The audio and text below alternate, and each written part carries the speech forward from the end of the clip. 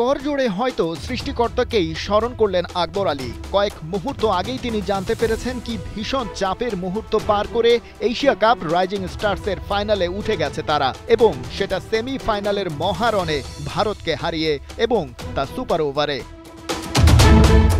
Super ওভারের অভিজ্ঞতায় তো ভারতীয়দেরই এগিয়ে থাকার কথা। ওদের দলের বেশ কজন তো হরদম আইপিএল খেলেন, কিন্তু প্রথমে ব্যাট করতে নামা জিতেশ শর্মা রিপন মন্ডলের একটা ইয়র্কার বল হিট করতে গিয়ে হয়ে গেলেন বোল্ড।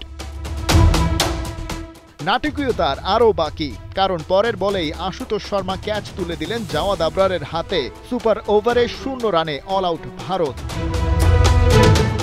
মাত্র 1 রানের টার্গেট, তার জন্যই কি স্নায়ুতে ঢিল দিল বাংলাদেশ? স্ট্রাইক নিলেন ইয়াসির আলী রাব্বি। প্রথম বলেই অপ্রয়োজনীয় শট তুলে দিলেন বাউন্ডারি লাইনের ওপরে। রোপের প্রায় ওপরে উঠে ক্যাচটা কনফার্ম করলেন রমনদীপ সিং।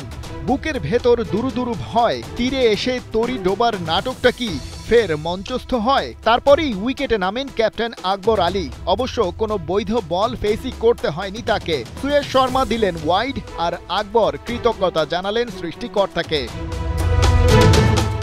ম্যাচটা অবশ্য এ পর্যন্ত আসারই কথা ছিল না। 195 রানের টার্গেট চেস করা সহজ হয়নি ভারতের জন্য। শেষ ওভারে যখন টিম ইন্ডিয়া এ দলের দরকার ছিল 16 রান, রাকিবুল হাসানের করা ওই ওভারে প্রথম বলেই শর্টে একবার ক্যাচ ড্রপ হয়, একটা ছক্কা হজমের পর বাউন্ডারিতে আরেকটা ক্যাচ মিস। তবুও শেষ বলে লাগতো 4। সেখানে একটা রান আউট মিস করে টাইগাররা। রানিং বিটুইন দ্য উইকেটে 3 রান নিয়ে ম্যাচ টাই করে ফেলে ভারতীয়রা। কপাল ভালো, সুপার ওভার থ্রিলার ওরা জিততে পেরেছে বলে।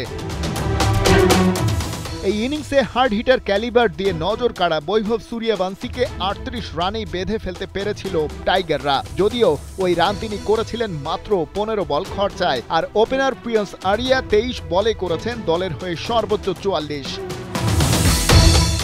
এর আগে ম্যাচের শুরু থেকেই অ্যাটাকিং মুডে ছিল টাইগার ব্যাটাররা। হাবিবুর রহমান সোহানের 46 বলে 65 আর জিসান আলমের 26 ভালো শুরু এনে দেয় বাংলাদেশ এ দলকে। শেষ দিকে মেহরবের অপরাজিত 48 রানের ফিনিশিং টাচ, সেই সুবাদে বাংলাদেশ পেয়ে যায় 194 রানের ফাইটিং টোটাল, যেটাকে পুঁজি করেই শেষ পর্যন্ত ভারতকে সুপার ওভারে হারিয়ে এশিয়া কাপ রাইজিং স্টার্সের ফাইনালের টিকিট নিশ্চিত করল আকবর আলীর দল।